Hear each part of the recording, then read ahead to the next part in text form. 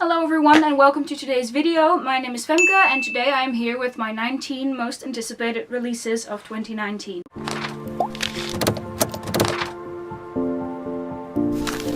Okay, so first of all, who would I be if my 19 most anticipated releases was actually a list of 19 books?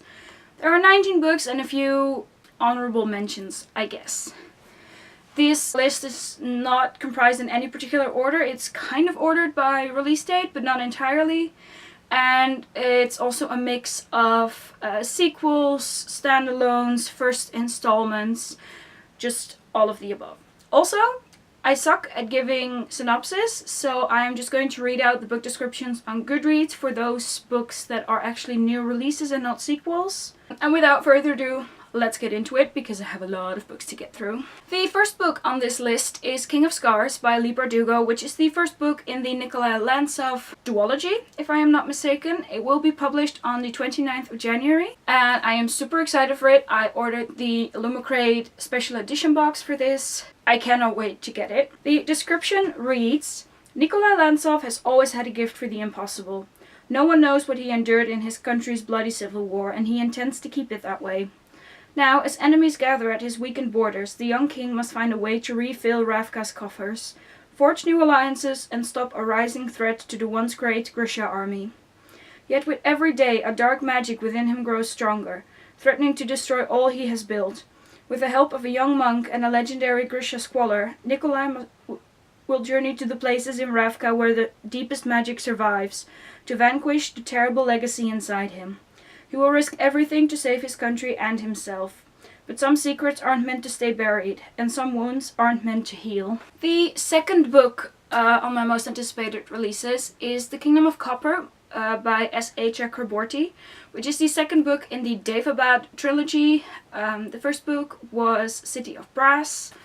It was one of my favorite books of 2018, and after the events in the first book, I am really excited to see what is going to happen now. Basically, it just left me heartbroken and I need more. It's just, I'm not going to say any more because spoilers, but I need more. Everything. I want my babies to be okay. Also, it comes out on the 8th of January. The third book on this list is The Priory of the Orange Tree by Samantha Shannon, which I'm sure most of you will have heard about because this is one of those books that everybody has been raving about, at least everyone that's into fantasy. It's due to come out on the 26th of February, which is a little bit later. And this is the description. A world divided, a queendom without an heir, and an ancient enemy awakens. The house of Berethnet has ruled Innis for 1,000 years. Still unwed, Queen Sabran IX must conceive a daughter to protect her realm from destructions. But assassins are getting closer to her door. Eyad Durian is an outsider at court. Though she has risen to the position of lady-in-waiting, she is loyal to a hidden society of mages. Eyad keeps a watchful eye on Sabran, secretly protecting her with forbidden magic. Across the dark sea, Tanae has trained all her life to be a dragon rider, but is forced to make a choice that could see her life unravel. Meanwhile, the divided East and West refuse to parley, and forces of chaos are rising from their sleep. I mean, dragons. What else do we need?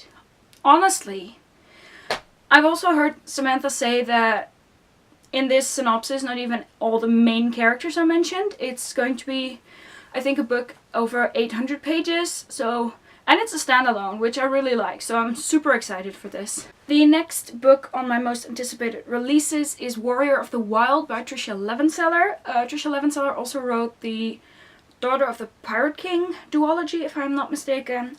And Warrior of the Wild is set to come out on the 26th of February. It is a standalone, and the synopsis is, how do you kill a god? As her father's chosen heir, 18-year-old Rasmira has trained her whole life to become a warrior and lead her village. When her coming-of-age trial is sabotaged and she fails the test, her father banishes her to the monster-filled wilderness with an impossible quest. To win back her honor, she must kill the oppressive god who claims tribute from the villages each year or die trying. This kind of sounds Viking inspired and everything, and I am all for that, honestly. It's just everything I need in life. The fifth book on my most anticipated releases list is Last of Her Name by Jessica Corey. which is again a standalone. It is, if I am not mistaken, an Anastasia retelling, Anastasia Romanov that is, of the Russian Tsar Empire. Jessica Corey also wrote The Forbidden Wish, which I really enjoyed. This is also said to be published on the 26th of February, and the synopsis reads: 16 years ago, rebellion swept the galaxy known as the Belt of Jewels. Every member of the royal family was murdered, down to their youngest child, Princess Anya, and the Union government rose in its place. But Stasia doesn't think much about politics. She spends her days half wild, rambling her father's vineyard with her closest friends, Cleo and Paul. That all changes the day a Union ship appears in the town, carrying the leader of the Belt himself, the Director Eminent. The Director claims that Princess Anya is alive, and that Stasia's sleepy village is a den of Empire loyalists, intent on hiding her. When Stasia is identified as the lost princess, her provincial home explodes into a nightmare. Paul smuggles her away to a hidden escape ship in the chaos, leaving Cleo in the hands of the Union. With everything she knows threading away into stars, Stasia sets her heart on a single mission. She will find and rescue Cleo, even with the whole galaxy on her trail. There should definitely be more Anastasia retellings in my opinion. I just think the story is super fascinating. And the movie is one of my favorite movies of all time. The next book on this list, which is the 6th book, is called Wicked Saints by Emily A. Duncan, which is the first book in a new series or trilogy called Something Dark and Holy. It is due to be published on the 2nd of April, and the synopsis is: a girl who can speak to gods must save her people without destroying herself. A prince in danger must decide who to trust. A boy with a monstrous secret waits in the wings. Together they must assassinate the king and stop the war. In a centuries-long war where beauty and brutality meet, their 3 paths entwine in a shadowy world of spilled blood and mysterious saints, where a forbidden romance threatens to tip the scales between dark and light. Wicked Saints is the thrilling start to Emily A. Duncan's devastatingly gothic Something Dark and Holy trilogy. It's a trilogy, apparently. This is one of those new series that the moment I saw it and I read the synopsis, I was sold. I am so curious to read this, to see what it actually is, because the synopsis can sometimes differ a lot from what the book is actually about, but this sounds amazing. The 7th book on this list is called Through the White Wood by Jessica Leek. It will be published on the 9th of April, and Jessica Leek is the author of Beyond a Darkened Shore, by the way. The synopsis is: Katja's power to freeze anything she touches has made her an outcast in her isolated village. And when she loses control of her ability, accidentally killing several villagers, she is banished to the palace of the terrifying Prince Sasha in Kiev. At the castle, though, she is surprised to find that Sasha is just like her, with his own strange talent, the ability to summon fire. Instead of punishment, Sasha offers Katja friendship, and the chance to embrace her power rather than fear it. But outside the walls of Kiev, Sasha's enemies have organized their own army of people who can control the very earth. Bent on taking over the entire world, they won't stop until they've destroyed everything. Katja and Sasha are desperate to stop the encroaching army, and together their powers are a fearsome weapon. But as their enemies draw near, leaving destruction in their wake, will fire and frost be enough to save the world? Or will they lose everything they hold dear? I quite enjoyed Beyond a Darkened Shore, and this premise sounds amazing, so I'm really curious about this book, because I think this is also a standalone. Okay, I cannot count, but I believe this is the 8th book on this list. And that book is We Hunt the Flame by Hafsa Faizal. This is the first book in a trilogy, I believe. It's due to come out on the 14th of May. It is Ancient Arabia inspired, if I am not mistaken. And I love those kinds of books. And the following is the synopsis. People lived because she killed. People died because he lived. Zavira is the hunter, disguising herself as a man when she braves the cursed forest of the Ars to feed her people. Nasir is the Prince of Death, assassinating those foolish enough to defy his autocratic father, the king. If Zavira was exposed as a girl, all of her achievements would be rejected. If Nasir displayed his compassion, his father would punish him in the most brutal of ways. Both are legends in the kingdom of Arawiya, but neither wants to be. War is brewing, and the Ars sweeps closer with each passing day, engulfing the land in shadow. When Saphira embarks on a quest to uncover the lost artifact that can restore magic to her suffering world and stop the Ars, Nasir is sent by the king on a similar mission: retrieve the artifact and kill the hunter. But an ancient evil stirs as their journey unfolds, and the prize they seek may pose a threat greater than either can imagine. Set in a richly detailed world inspired by ancient Arabia, We Hunt the Flame is a gripping debut of discovery, conquering fear, and taking identity into your own hands. I have no words. This just sounds like everything I need. The 9th book and the halfway point of this list is The Candle and the Flame by Nafisa Azad. It's due to be published on the 14th of May, and this is also, again, kind of like a desert Arabia inspired story, if I am not mistaken. And the following is the premises. Fatima lives in the city of Noor, a thriving stop along the Silk Road. There the music of myriad languages fills the air, and people of all faiths weave their lives together. However, the city bears scars of its recent past, when the chaotic tribe of Shayateen Jinn slaughtered its entire population, except for Fatima and 2 other humans. Now ruled by a new Maharaja, Noor is protected from the Shayateen by the Ifrit, Jinn of order and reason, and by their commander, Zulfikar. But when one of the most potent of the Ifrit dies, Fatima is changed in ways she cannot fathom, ways that scare even those who love her. Ode in hand, Fatima is drawn into the intrigues of the Maharaja and his sister, the affairs of Zulfikar and the Jinn, and the dangers of a magical battlefield. Nafisa Azad weaves an immersive tale of magic and the importance of names, fiercely independent women, and, perhaps most importantly, the work for harmony within a city of 1,000 cultures and cadences. I was kind of wrong. It's not entirely Arabia inspired, but it has Jinn and magic, and again, what else could I want? I mean, this is everything that I just want in life, which I say for every one of these books, but still, it is. The 10th book on this list is Blood Heir by Emily Van Zyl, which is published on the 4th of June. The premise is the following. A fugitive princess with the power to control blood, a black-hearted con man with no past and no future, an empire spiraling into darkness, a world worth saving. The Cerulean Empire, a glittering white sprawl of frozen tundras and ancient snow-capped forests, where ice spirits roam beneath the flickering northern lights and where slavers hunt Ephanites, those born with power to manipulate elements. Born with a horrifying affinity to blood, Anastasia Mikhailov has never believed herself to be anything more than a monster. Her curse rings true when an accident in the dead of the night results in the death of her father, the Emperor of Cerelia, and she is sentenced for his murder. But Anna knows what she saw that night. The scent of poison in Papa's blood, and the face of a murderer vanishing into the dark. Alone, hunted, and on the run, Anna makes a bargain with Ramsam Quicktongue, a handsome yet dangerous underground crime lord. Help her find the true murderer and clear her name in exchange for her alliance. When Anna's search lands her into the lair of the most powerful slave trader in the empire, she uncovers a horrifying truth. A new monarch stands poised to lead the empire to a path of hatred and divisiveness, and Anna must stop her before Cerelia falls to darkness. But first she must come to terms with the monster she thinks she is, and the heir she was destined to be.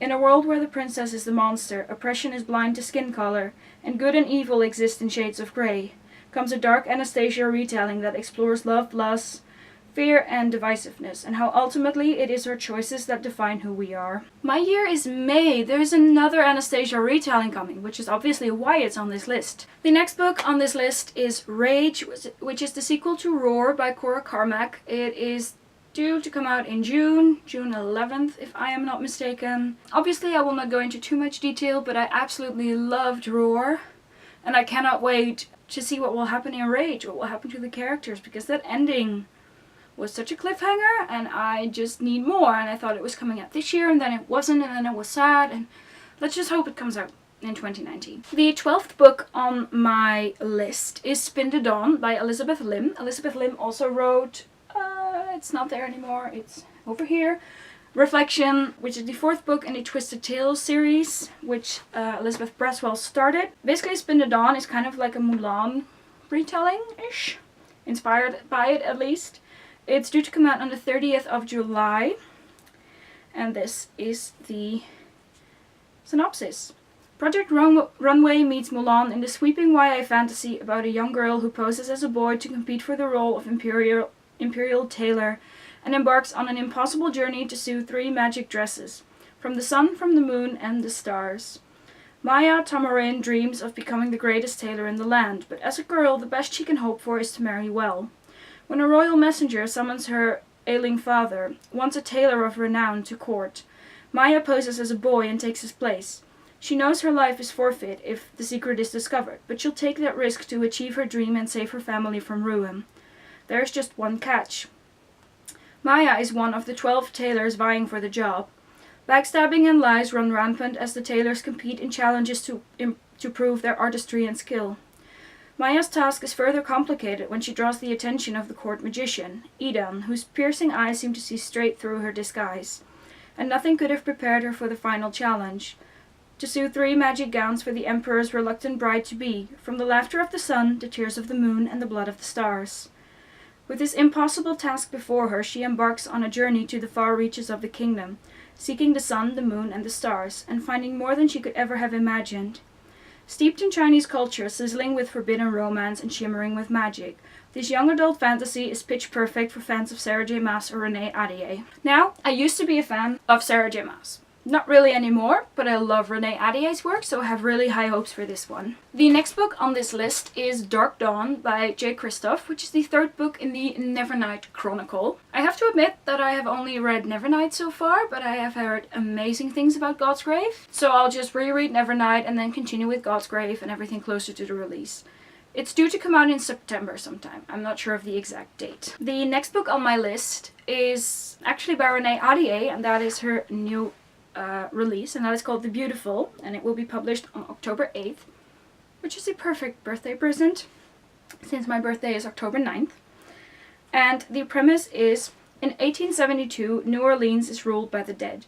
But to 17-year-old Céline Rousseau, New Orleans provides her a refuge after she's forced to flee her life as a dressmaker in Paris. Taken in by the sisters of the Ursuline convent along with 6 other girls, Céline quickly becomes enamored with the vibrant city, from the music to the food to the soirees and especially to the danger. She soon becomes embroiled in the city's glitzy underworld, known as La Cour de Lion. After catching the eye of the group's leader, the enigmatic Sébastien Saint-Germain. When the body of one of the girls from the convent is found in the lair of La Cour de Lion, Céline battles her attraction to him and suspicions about Sébastien's guilt, along with the shame of her own horrible secret. When more bodies are discovered, each crime more gruesome than the last, Céline and New Orleans become gripped by the terror of a serial killer on the loose. One Céline is sure has set her in his sights, and who may even be the young man who has stolen her heart. As the murders continue to go unsolved, Céline takes matters into her own hands and soon uncovers something even more shocking. An age-old feud from the darkest creatures of the underworld reveals a truth about Céline she always suspected simmered just beneath the surface. At once a sultry romance and a thrilling murder mystery, master storyteller Renée Ahdieh embarks on her most potent fantasy series yet, The Beautiful. And these vampires don't sparkle. They slay. Vampires is still one of my guilty pleasures, but the fact that this is like a murder mystery set in a beautiful city combined with vampires and kind of magic, and it sounds absolutely wonderful. And from what I've read of Renée so far, it has the potential to be amazing. The next book on my list is Circle of Shadows by Evelyn Skye, which is due to be published on the 22nd of January. And the synopsis is, Sora can move as silently as a ghost and hurl throwing stars with lethal accuracy. Her Gemini, Damon, can win any physical fight blindfolded and with an arm tied behind his back. They are apprentice warriors of the Society of Taigas, marked by the gods to be trained in magic and the fighting arts to protect the kingdom of Kichona. As their graduation approaches, Sora and Damon look forward to proving themselves worthy of belonging to the elite group. But in a kingdom free of violence since the Bloodrift Rebellion many years ago, it's been difficult to make their mark. So when Sora and Damon encounter a strange camp of mysterious soldiers while on a standard scouting mission, they decide the only thing to do to help their kingdom is to infiltrate the group. Taking this risk will change Sora's life forever, and lead her on a mission of deception that may fool everyone she's ever loved. Again, this sounds wonderful, and I cannot wait to see if it actually is wonderful, and since it's coming out in January, I can read it pretty soon. The next book on my list is called Descendant of the Crane by Joan He, I think. It will be published on the 2nd of April, and the synopsis is, Tyrants cut out hearts, rulers sacrifice their own. Princess Hasina of Yan has always been eager to shirk the responsibilities of the crown. But when her beloved father is murdered, she's thrust into power, suddenly the queen of an unstable kingdom. Determined to find her father's killer, Hasina does something desperate. She engages the aid of a soothsayer, a treasonous act, punishable by death. Because in Yan, magic was outlawed centuries ago. Using the information illicitly provided by the Sooth, and uncertain if she can trust even her family, Hesina turns to Akira, a brilliant and alluring investigator who is also a convicted criminal with secrets of his own. With the future of her kingdom at stake, can Hesina find justice for her father, or will the cost be too high? In this shimmering Chinese-inspired fantasy, debut author Joan He introduces a determined and vulnerable young heroine struggling to do right in a world brimming with deception. Again, this is like magic, politics, characters, sounds like romance, different cultures, it sounds fabulous. Okay, so basically this was book 16. There are 3 more books on my actual list, and then there are 3 honorable mentions, and I'm sure I forgot a few.